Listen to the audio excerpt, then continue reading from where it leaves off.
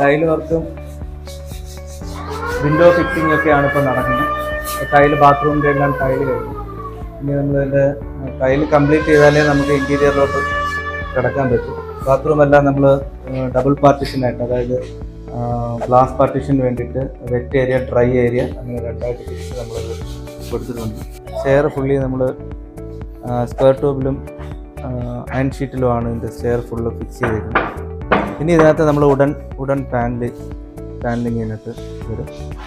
അതിലാണ് ഇത് ചെയ്തിരിക്കുന്നത്. പിന്നെ ഇതിൻ്റെ കിച്ചണും 2 ടൈപ്പ് കിച്ചൺ താഴെയുണ്ട്. ഒന്ന് മോഡുലാർ കിച്ചണും നോർമൽ കിച്ചണും വരുന്നുണ്ട്. പിന്നെ ഇവിടെ തന്നെ ഒരു പർഗോള, ഓപ്പൺ പർഗോള പോലെ നമ്മളിവിടെ സെറ്റ് ചെയ്തിട്ടുണ്ട്. മേളിൽ നിന്ന് തന്നെ വ്യൂ താഴെ കിട്ടാൻ വേണ്ടിയിട്ട് ഒരു ലൈറ്റിംഗ് പാസ് ചെയ്യുന്ന ഒരു ഏരിയ നമ്മളിവിടെ കൊടുത്തിട്ടുണ്ട്.